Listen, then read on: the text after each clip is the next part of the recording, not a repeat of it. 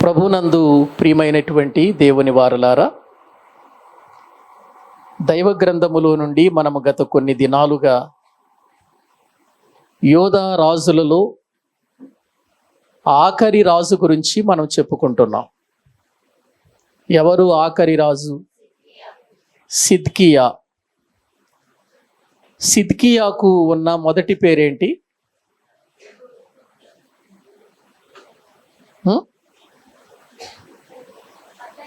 మత్తన్యా. మత్తన్యా అనేటువంటి అతని పేరు మార్చి సిద్కియాగా పేరు పెట్టి అతనిని బబులోను దేశములో రాజుగా ఉండమని చెప్పి బబులోను రాజు నిర్ణయించి వెళ్ళాడు. ఎందుకంటే ఇప్పుడు యోధా దేశము ఎవరి వశంలో ఉంది? బబులోను సామ్రాజ్యము క్రింద పని జరిగిస్తుంది. మరి సిద్కియాను ఏర్పాటు చేసి సిద్కియాను రాజుగా చేసి పరిపాలించమని చెబితే మంచిగానే అతడు బబులోను రాజుకు విధేయుడుగానే బ్రతికాడు. తరువాత అతని జీవితములో మార్పు వచ్చింది. సిద్కియా జీవితములో ఆ మార్పు తన జీవితానికి ఎంతో నష్టాన్ని తీసుకొని వచ్చింది. ఎంత నష్టాన్ని తీసుకొని వచ్చింది అని అంటే, దేశమంతా ఒక భయంకరమైన ప్రమాదకరమైన పరిస్థితికి వెళ్ళిపోయింది. ఎందుకంటే రాజు చేసిన కార్యాలను బట్టి. ఏం చేశాడు అతడు అనంటే, యెహోవా దృష్టికి చెడు నడత నడిచాడు. తరువాత అతడు యెహోవాకు విధేయుడు కాక దేవుని ప్రవక్త అయిన ఇర్మియా చెప్పిన మాటలు వినక తగ్గించుకొనక అతడు ఎదురు తిరిగాడు దేవుని మీద. దేవునికి అయిష్టుడుగా మారిపోయాడు. ఇక ఆ తరువాత ఎవరైతే అతనిని రాజుగా నిర్ణయించారో ఆ రాజు మీదే అతడు తిరుగుబాటు చేసి మొండివాడిగా మారిపోయాడు. చదువుదామా వచనాలు మళ్ళీ.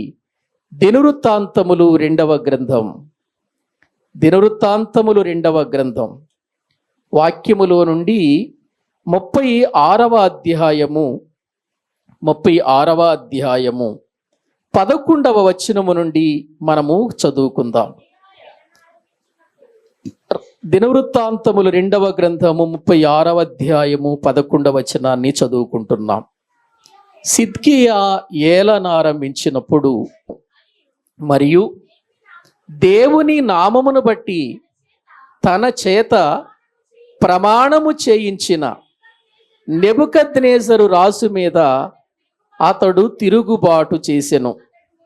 అతడు మొండితనము వహించి ఇశ్రాయేలీల దేవుడైన యెహోవా వైపు తిరగక తన మనస్సును కఠినపరచుకొనెను. చాలండి ప్రియులారా, సిద్కియా చివరి రాజుగా యోధా రాజ్యానికి మనకు కనబడుతున్నాడు. ఈ రాజైనటువంటి సిద్కియా జీవితాన్ని మనము చూస్తే చెడు నడత నడిచిన వాడిగా కనబడుతున్నాడు. ప్రవక్త అయిన ఇర్మియా చెప్పిన మాటలు వినలేదు, తనను తాను తగ్గించుకోలేదు. దేవుని యొక్క సన్నిధిలో దేవుడు సిద్ధపరిచిన బబులోను రాజు మీద తిరుగుబాటు చేశాడు, మొండితనము చూపించాడు, హృదయాన్ని కఠినము చేసుకున్నాడు. ఇవన్నీ ఏమైనా మంచి పనులేనంటారా? ఇవన్నీ మంచి పనులు. చెడు నడత మంచి పనేనా? దైవజనుడైన ఇర్మియా మాట వినకపోవటం మంచి పనేనా? చెప్పండి. తనను తాను తగ్గించుకోకపోవటం మంచి పనేనా? తనను నియమించినటువంటి రాజు మీద తిరుగుబాటు చేయటం మంచి పనేనా? మొండితనము చూపించటం మంచి పనేనా? హృదయాన్ని కఠినం చేసుకోవటం మంచి పనేనా? ఒక్కటి కూడా మంచి లక్షణాలు సిద్కియాలో కనబడటం లేదు ప్రియులారా. ఈరోజు నేను సిద్కియాను గురించి ముగించాలనుకోవటం లేదు, కానీ కొన్ని సంగతులు మీకు చెప్పాలని నేను ఆశపడుతూ ఉన్నాను. ఎందుకంటే సిద్కియాను గురించి మనకు పరిపూర్ణంగా తెలియాలి. చివరి రాజు కదా, ఆఖరి రాజు కదా. ఇక ఆ తర్వాత ఈ రాజ్యం ఏమైపోబోతుందో దేవుడు ముందుగానే చెప్పాడు కదా. కాబట్టి మనము జాగ్రత్తగా పరిశీలన చేద్దాం.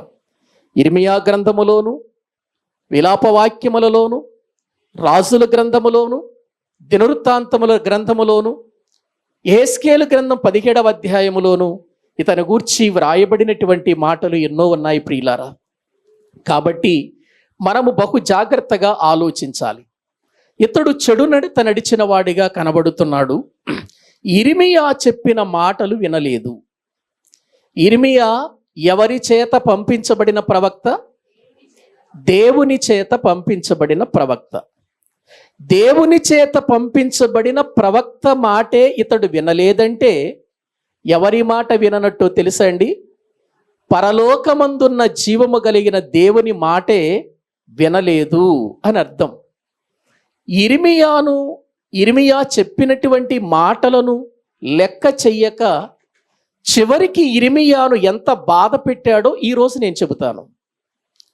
ఇర్మియాను బాధించినటువంటి సిద్కియా మీరు ఆలోచించండి. ఈరోజు నేను ఇదే చెబుతాను. ఇర్మియాను బాధించిన సిద్కియా. ఇర్మియా ఎవరండి? దేవుని చేత పంపించబడిన ప్రవక్త. యోషియా కాలము నుండి దేవుని ప్రవక్తగా వారి మధ్యలో ఉండి దేవుని సంగతులను వారికి తెలియచేస్తున్నటువంటి ప్రవక్తగా మనము చూస్తున్నాం. ఇర్మియా ఎంత గొప్ప ప్రవక్తో ఇర్మియా గ్రంథాన్ని గురించి మనం మాట్లాడుకునేటప్పుడు, ఆ ప్రవక్తను గురించి మాట్లాడుకునేటప్పుడు ధ్యానం చేశాం. ఒక మంచి ప్రవక్త ప్రజలను మంచి దారిలో పెట్టేవాడు, దేవుని మాటలను తీసుకొచ్చి ప్రజలకు బోధించే ఒక గొప్ప ప్రవక్త తన మధ్య ఉన్నందుకు ఆనందించాలా, సంతోషించాలా, బాధపడాలండి సిద్కియా? ఒక మంచి ప్రవక్త తన మధ్యలో ఉన్నప్పుడు, తన కొరకు ప్రార్థన చేసేవాడు ఉన్నప్పుడు, తనకు ఎప్పటికప్పుడు దేవుని సంగతులు బోధించేవాడు తన మధ్యలో ఉన్నందుకు సిద్కియా ఎంత ఆనందించాలండి, ఎంత సంతోషించాలండి. కానీ సిద్కియా ఏమాత్రము కూడా ఇర్మియా మాట వినలేదు. ఏం చెప్పాడు ఇర్మియా? రాజా, నెబుకద్నెజరు చేతికి ఇశ్రాయేలీలను, యూదులను అప్పగించేశాడు దేవుడు. కాబట్టి మీరు బబులోను రాజైన నెబుకద్నెజరు మాట విని ఆ మాటకు లోబడి దాసులుగా వెళ్ళిపోతే మంచిది, మీకు క్షేమం. ఒకవేళ దేవుడు చెప్పినట్లుగా మీరు గనక బబులోను దేశానికి వెళ్ళకపోతే మీరు నష్టపోతారు. మీరు దేవుని మాట వినండి. దేవుని మాట వినకపోతే ఈ దేశం మీదకి 3 రకాలైనటువంటి పరిస్థితులు ప్రతికూలంగా రాబోతున్నాయి. ఒకటి క్షామము, రెండవది ఖడ్గము, మూడవది తెగులు. ఈ 3 రాబోతున్నాయి. చెప్పాడో లేదో చూద్దాం. ఇర్మియా గ్రంథం దేవుని వాక్యములో నుండి ప్రియులారా మనము ఆ మాటలను చూద్దామండి. ఇర్మియా గ్రంథము దేవుని వాక్యములో నుండి 32వ అధ్యాయము. ఇర్మియా గ్రంథము 32వ అధ్యాయము దేవుని వాక్యములో నుండి 36వ వచనాన్ని మనం చదువుకుందామండి. కావున ఇశ్రాయేలు దేవుడగు యెహోవా ఈ పట్టణమును గూర్చి ఈ మాట సెలవిచ్చుచున్నాడు. అది ఖడ్గము చేతను, క్షామము చేతను, తెగులు చేతను పీడింపబడినదై బబులోను రాజు చేతికి అప్పగింపబడును. మీరీ పట్టణమును గూర్చి చెప్పుచున్నారు కదా. చాలండి. ఏమండి, ఇర్మియా ఏం చెబుతున్నాడండి? ఇదిగో కల్దీయులు ఈ పట్టణం మీదకి వస్తారు. ఆ కల్దీయులకు లేక ఆ బబులోను రాజుకు మీరు దాసులుగా వెళ్ళిపోండి, అది మీకు క్షేమం. అలాగు వెళ్ళకపోతే దేవుడు చెప్పినట్టుగా ఈ దేశం మీదకి ఏమొస్తుందంటున్నాడు?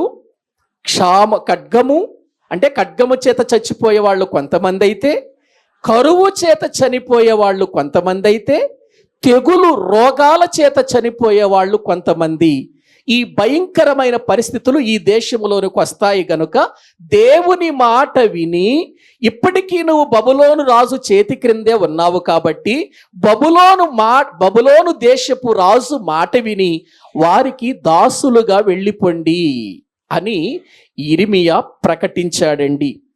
ఎన్నిసార్లు ప్రకటించినా దేవుని మాట వినకపోయేసరికి ఇప్పుడు ఇర్మియాను ఏం చేస్తున్నాడో ఒక్కసారి దేవుని వాక్యములో నుండి మనము చూద్దామండి. 37వ అధ్యాయములోనికి రండి. వాక్యములో ఇర్మియా గ్రంథము దేవుని వాక్యములో మనము చూస్తే వ్రాయబడిన మాటలను మనము చూద్దామండి. దానికంటే ముందు 32వ అధ్యాయం చదవండి. 32వ అధ్యాయంలోనికి రండి. దానికంటే ముందుగా 32వ అధ్యాయంలోనికి రండి. 5వ వచనాన్ని మనము చదువుకుందాం. 5వ వచనం, మీరు కల్దీలతో యుద్ధము చేసినను మీరు జయమునందరు అను మాటలు నీవేలా ప్రకటించుచున్నావని ఇర్మియాతో చెప్పి అతనిని చెరసాలలో వేయించెను. దేవుని మాటలు పలుకుతున్న ఇర్మియాను సిద్కియా ఎక్కడ వేయించాడు చెప్పండి? చెరసాలలో వేయించాడు. ఇప్పటికే ఎన్నో తప్పుల మీద తప్పులు చేశాడు సిద్కియా. ఇప్పుడు దేవుని ప్రవక్తను కూడా ఎక్కడ వేసేస్తున్నాడు చెప్పండి? చెరసాలలో వేసేస్తున్నాడు. ఏంటి? నువ్వు దేశానికి వ్యతిరేకంగా ప్రవచిస్తున్నావేంటి? నువ్వు కల్దీల పక్షాన చేరేవేంటి? మా మాటల ప్రకారము మేము చెప్పినట్లుగా మా మధ్యలో ఉండి నీవు మాకు అనుకూలంగా మాట్లాడవలసిన వాడివి, నువ్వు వాళ్ళకు అనుకూలంగా మాట్లాడుతున్నావేంటి అని చెబుతున్నాడు. ప్రియులారా, ఇక్కడ మనం తెలుసుకోవలసినటువంటి ఒక విషయం ఏంటంటే, ఇర్మియా ఎవరి పక్షాన పలికేవాడు కాదు. దేవుడు చెప్పిన మాటను తీసుకొచ్చి ప్రజలకు చెప్పేవాడు. అది కీడైనా అది మేలైనా ఎవరు చెప్పిన మాట చెబుతాడు ఇర్మియా? తన సొంత మాటలు చెబుతాడండి? చెప్పడండి. దేవుని మాటలే చెప్పేవాడు. ఇప్పుడు దేవుని మాటలు చెబుతున్నాడు, రాబోయే ఉగ్రతను గురించి చెబుతున్నాడు. దేశమా బాగుపడండి, నేను చెప్పినట్టు వినండి, దేవుడు చెప్పిన మాటలకు మీరు లోబడండి. మాటలు దేవుని మాటలు కనుక ఆ మాటలు వింటే మీకు క్షేమం అని చెబుతుంటే అటువంటి వాడిని పట్టుకొని నా దేశం మీద క్షేమము లేదంటావా? నా దేశమును బబులోను దేశానికి అప్పగించమంటావా? బబులోను రాజుకు కల్దీల యొక్క వారికి దాసులుగా వెళ్ళిపోమంటావా అని అతన్ని తీసుకొని వెళ్ళి చెరసాలలో వేయించి, అప్పటికే కరువు ప్రారంభమైంది కదా, ఏం చేస్తున్నారు చూడండి. చెరసాలలో వేయించి ఉండెను. కాగా ప్రవక్త అయిన ఇర్మియా యూదారాజు మందిరములోనున్న చెరసాల ప్రాకారములో ఉంచబడెను. అక్కడ ఉంచబడ్డాడండి. ప్రియులారా, ఆ తర్వాత ఇప్పుడు రండి 37వ అధ్యాయములోనికి. ఇప్పుడు రండి 37వ అధ్యాయములోనికి మనం వస్తే, ఇప్పుడు చెరసాలలో వేయబడినటువంటి అతడు మళ్ళీ అతని గురించి అడుగుతున్నారు. మళ్ళీ ఏం చేస్తున్నారంటే, ఇర్మియా నువ్వు ఇప్పటికైనా చెప్పు, చెరసాలలో వేసి మళ్ళీ బాధిస్తున్నారు, ఇప్పటికైనా చెప్పు, ఇప్పటికైనా మాట మార్చుకుంటావా అని అంటున్నారు. ప్రవక్త అయిన ఇర్మియా అంటున్నాడు, నేను మాట మార్చుకునేవాడను కాదు, దేవుడు ఏది చెబితే అదే నేను చెబుతా. చెరసాలలో వేసిన నాకేం బాధ లేదు, నన్ను చంపేసినా బాధ లేదు, నా దేవుని మాట నేను చెప్పాలి. ఇది ఇర్మియా యొక్క ఉద్దేశం. ఆ మాటలు చెప్పినందుకు ప్రియులారా, ఒక్కసారి దేవుని వాక్యములో మనము చూస్తే వ్రాయబడిన మాటలు చూడండి.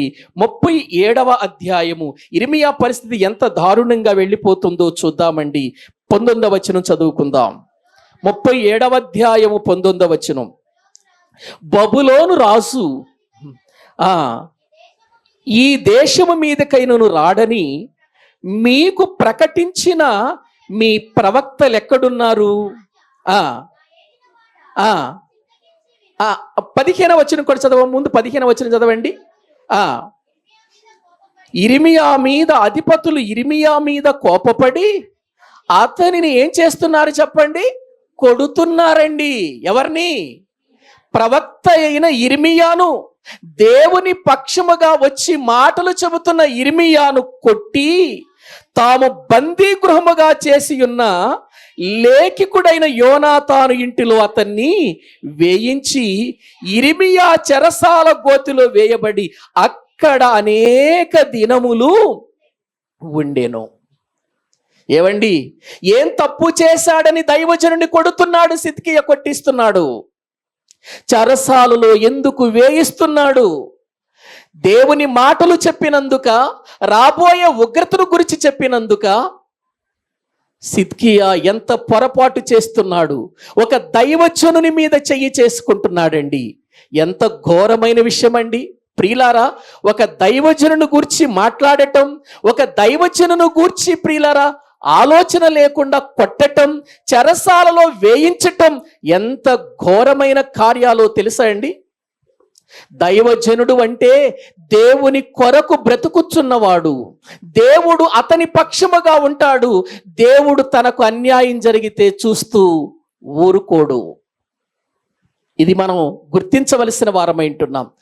పైగా అతన్ని కొడుతున్నారు, అక్కడ వేస్తున్నారు. అక్కడికి సిద్కియాతో అన్నాడు, ఏం పాపం చేసావనయ్యా నన్ను చెరసాలలో వేసావని అడుగుతాడు. చూడండి అక్కడ ఇర్మియా అడుగుతాడు. 18వ వచనం చదవండి.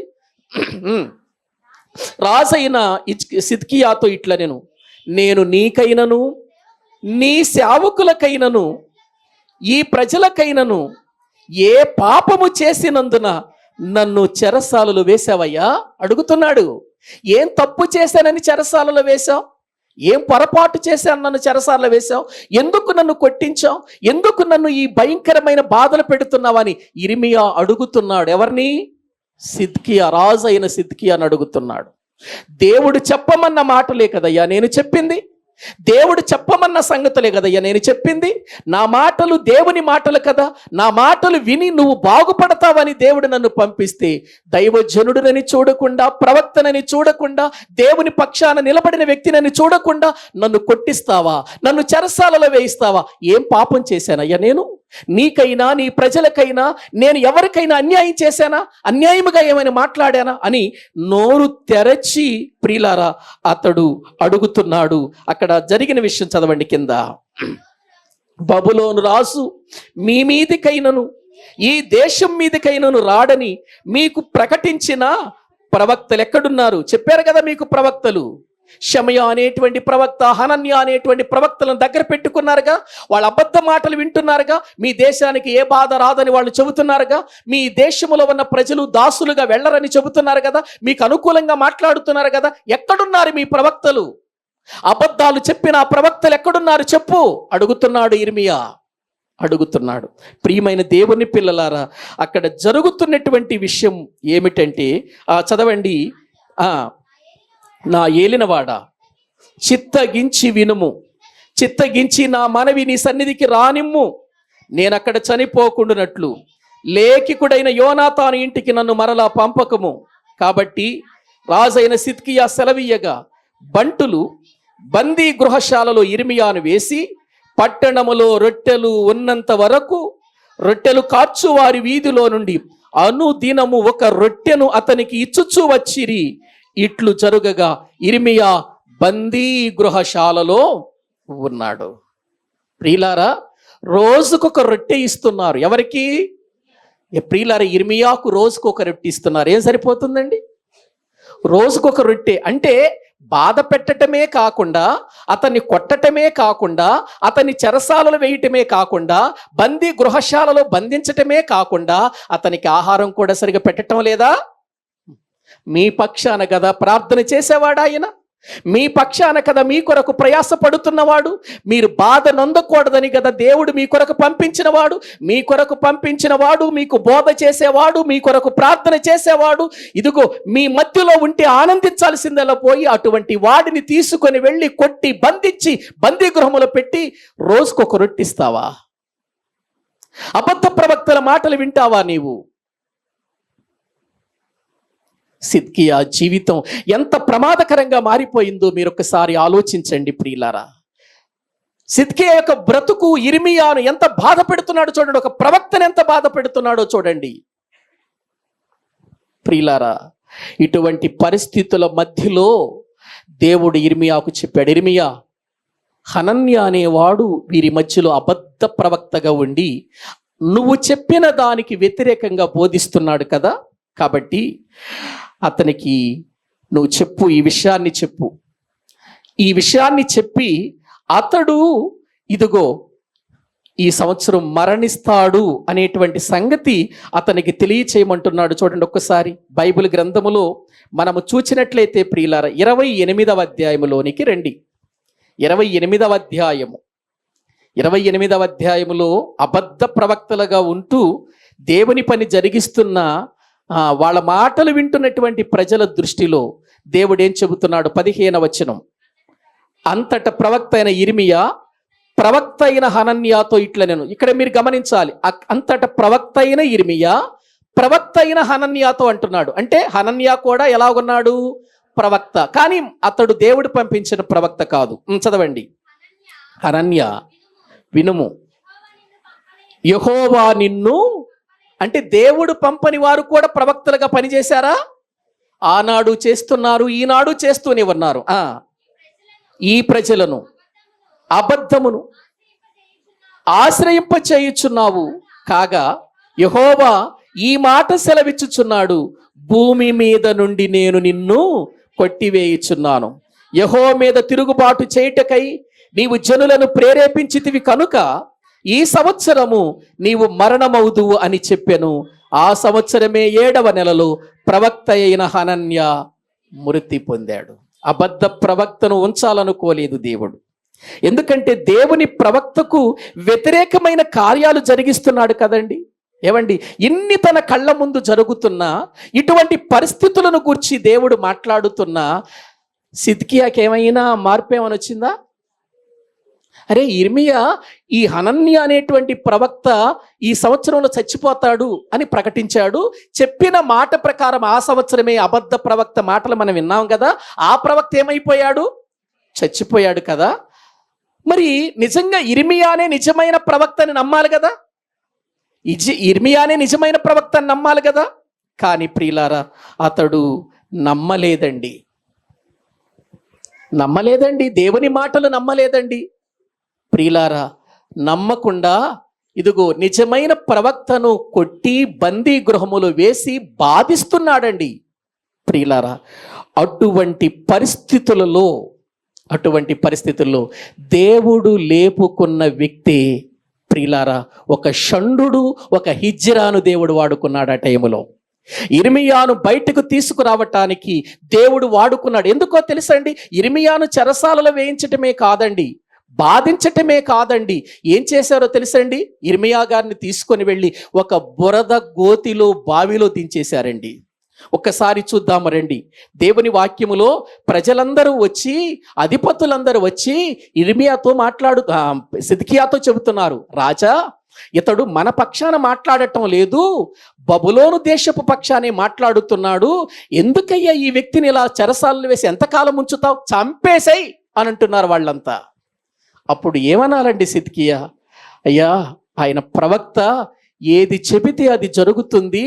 అతడు ప్రార్థించాడంటే మనం ఏమైపోతామో తెలియదు, అతడు దేవునికి సంగతి చెప్పాడంటే మనం ఏమైపోతామో తెలియదు అని చెప్పాలి కదా. అని చెప్పకుండా ఏం చేశాడో చూడండి. 37వ అధ్యాయములో దేవుని వాక్యములో నుండి 4వ వచనం నుండి చదువుకుందాం. 38:4 క్షమించండి. గెదల్యాయు చదవండి.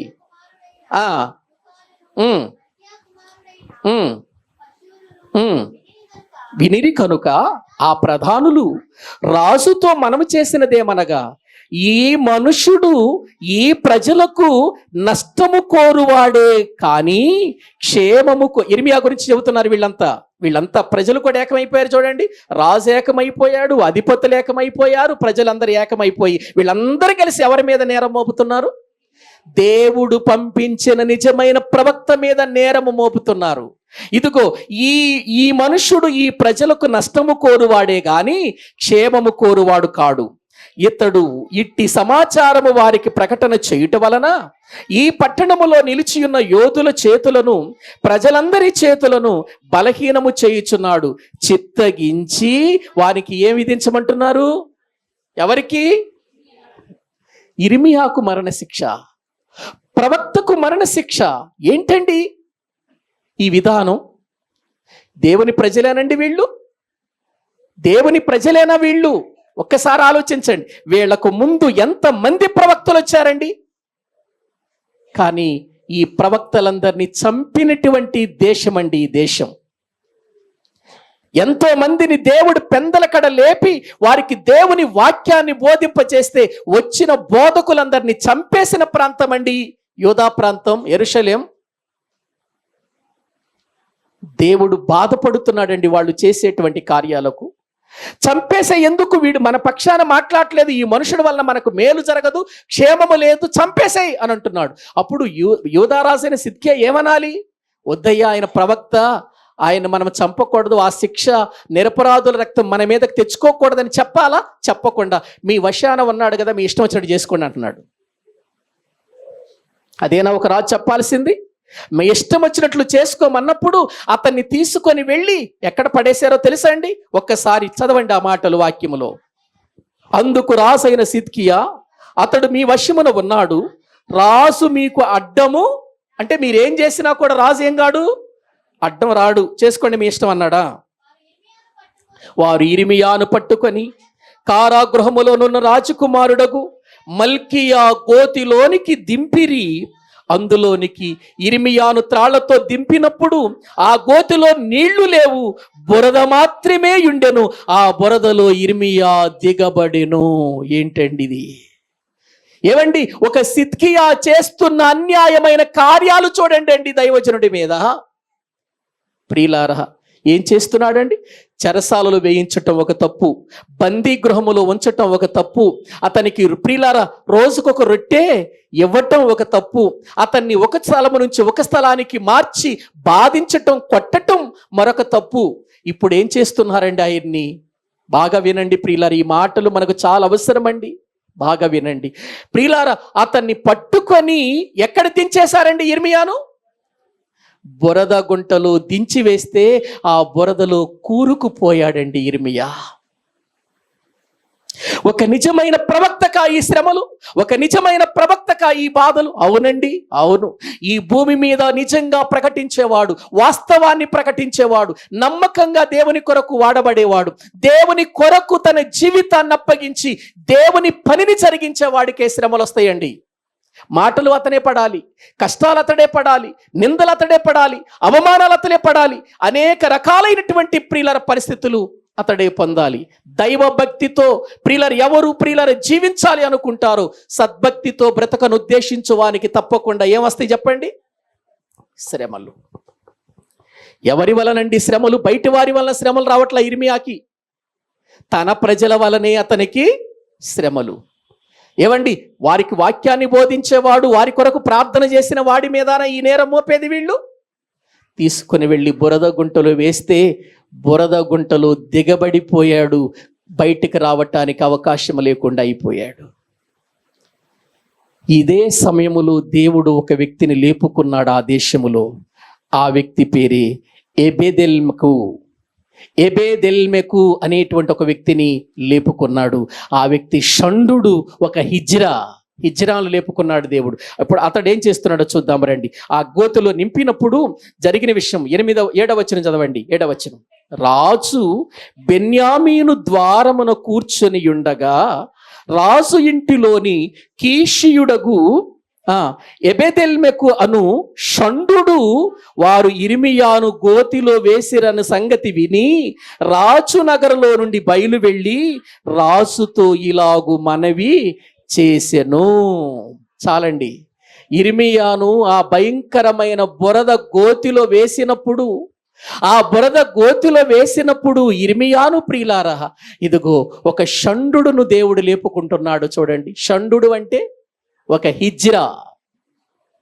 ఏవండి, ఒక హిజ్రాను దేవుడు వాడుకుంటున్నాడు. ఏవండి, దేవుడు ఎవరినైనా వాడుకుంటాడండి. ఒక హిజ్రా ఏంటి, ఒక స్త్రీ ఏంటి, ఒక పురుషుడేంటి, తనకు నమ్మకంగా బ్రతికే ఎవరినైనా వాడుకుంటాడు. ఇప్పుడు వాడుకుంటున్నాడు. ఎబేదెల్మెకు అనేటువంటి ఒక షండుని వాడుకుంటున్నాడు దేవుడు, లేపుకున్నాడు. ప్రియులారా, ఒక్కసారి ఆలోచించండి. వారిని చూడగానే అసలు ప్రజల దృష్టిలో వాళ్ళు విలువ లేని వాళ్ళు కదా. షండులు అంటే నపుంసకులును మనము హిజ్రాలు అని పిలుస్తూ ఉంటాం కదండి. ఏమండి, ట్రాన్స్జెండర్లు అని కూడా పిలుస్తూ ఉంటారు కొంతమందిని. ప్రియులారా, ఇటువంటి వారిని దేవుడు లేపుకుంటున్నాడు. ఒక నపుంసకుడిని లేపుకుంటున్నాడు దేవుడు ఆ ప్రాంతంలో. ఆ ప్రాంతంలో ఒక ఇర్మియాను కాపాడటానికి ఒక నపుంసకుడిని దేవుడు వాడుకుంటున్నాడు. దేవుడు ఎంత గొప్పవాడు. తన సేవకుడు బాధపడుతూ ఉంటే, తన సేవకుడు వేదన చెందుతూ ఉంటే, తన సేవకుడు మాటలు పడుతూ ఉంటే, తన సేవకుడు బాధించబడుతూ ఉంటే దేవుడు ఊరుకుంటాడా? మనుషులు కాదనుకున్నా తనకు నమ్మకంగా సేవ చేసేవారిని దేవుడు ఏనాడు విడిచిపెట్టేవాడు కాడు. ప్రియులారా, ఇప్పుడు ఈ షండు, ఈ హిజ్రా, ఈ నపుంసకుడు ప్రియులర్ వెళ్ళాడు. ఆ టైంలో బెన్యామీను ప్రియులర్ గుమ్మమ్మ దగ్గర కూర్చున్నాడు రాజు. ఎందుకంటే యెరూషలేము 12 గుమ్మాలతో ఉన్నటువంటి పట్టణం అని నేను చెప్పేటప్పుడు 12 గుమ్మాలకు 12 మంది గోత్రాల పేర్లు ఉంటాయి. రూబేను, షిమి, లేవి, యూదా, ఇస్సాకారు, ఇవాళ్ళంతా ఉన్నారు కదా, 12 మంది ఉన్నారు కదా. ఈ 12 మందికి ప్రియులారా ఏ పేర్లైతే ఉన్నాయో ఆ పేర్లను బట్టి యెరూషలేము చుట్టూ ఉన్న ప్రాకారాలకు గుమ్మాలు ఉంటాయి. 12 గుమ్మాలు కలిగిన పట్టణం అంటారు యెరూషలేమును. ఆ గుమ్మాలలో బెన్యామీను గుమ్మం దగ్గర కూర్చున్నాడు రాజు. ఇప్పుడు ఈ షండు వెళ్ళాడు. వెళ్ళి ఏం చెబుతున్నాడో చూడండి. రాజుగారికి విన్నవించుకుంటున్నాడండి.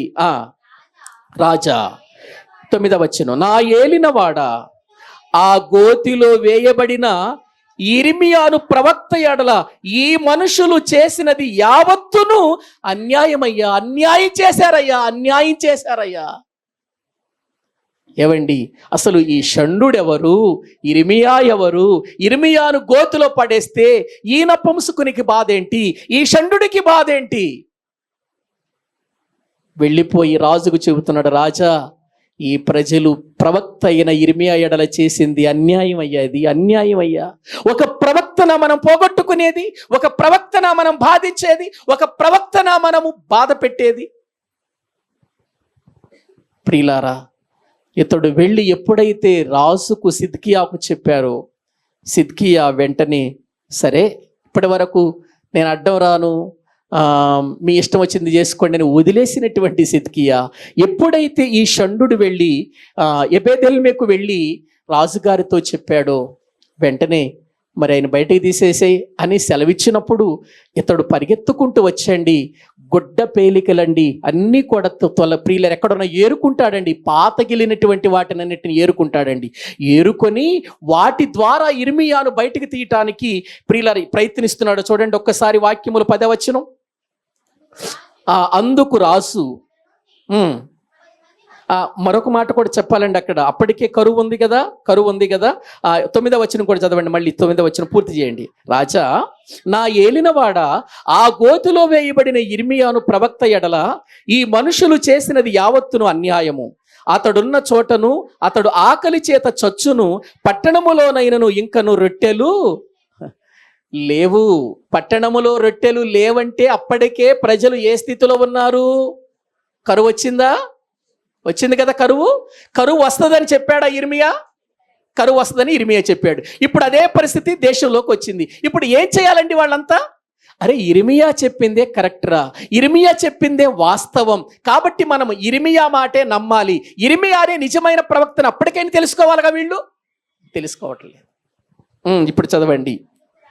అందుకు రాజు, నీవిక్కడ నుండి 30 మంది మనుషులను వెంటబెట్టుకొని పోయి ప్రవక్త అయిన ఇర్మియా చావక మునుపు ఆ గోతిలో నుండి అతన్ని తీయించుమని కూషీయుడగు ఎబెద్మెలకు నాకు సెలవియ్యగా, ఎబెద్మెలకు ఆ మనుషులను వెంటబెట్టుకొని రాజనగరులో ఖజానా క్రింద గదిలోనికి వెళ్ళి అచ్చట నుండి పాతవైన చింకి బట్టలను, చిరిగి చిరాకులైన గుడ్డ పాతలను తీసుకొని పోయి ఆ గోతిలోనున్న ఇర్మియా పట్టుకున్నట్లుగా త్రాళ్ల చేత వాటిని దింపి, పాతవై చిరిగి చిరాకులైన ఈ బట్టలను త్రాళ్ల మీద నీ చంకల క్రింద పెట్టుకొనమని అతనితో చెప్పాను. ఇర్మియా అలాగూ చేయగా వారు ఇర్మియాను త్రాళ్లతో చేదుకొని ఆ గోతుల నుండి వెలుపలికి తీసిరి. అప్పుడు ఇర్మియా బందీ గృహశాలలో నివసించెను. ప్రియులారా, ఒక నమ్మకమైన బోధకునికి, ఒక నమ్మకంగా సేవ చేసేవానికి, ఒక దేవుని కొరకు దేవుడు పంపించినటువంటి వ్యక్తిగా జీవించేవాడికి ఎన్ని బాధలు మీకు అర్థమవుతుందా? ఏవండి, ఒక దైవజనుడు ఎన్ని మాటలు పడాలో, ఒక దైవజనుడు ఎన్ని ఇబ్బందులు పడతాడో, ఒక దైవజనుని యొక్క వేదన ఏంటో ఇన్ని పడుతున్న ఇర్మియా నోట నుంచి ఒక్క చెడ్డ మాట అయినా వచ్చిందా? రాదండి. ఒక నమ్మకమైన దైవజనుడు మాటలు పడతాడు, దెబ్బలు తింటాడు, చావుకైనా ఇష్టపడతాడు, కానీ తిరిగి అతడు ప్రియులారా ఇదిగో పగ తీర్చుకోవటానికి ఇష్టపడడు. ఆలోచించండి. బురదలో పడవేశారు, దేశంలో కరువు చూస్తే కరువు వచ్చేసింది. ప్రియులారా ఇదిగో దేవుడు ఒక షండుని ఏర్పాటు చేసుకున్నాడు.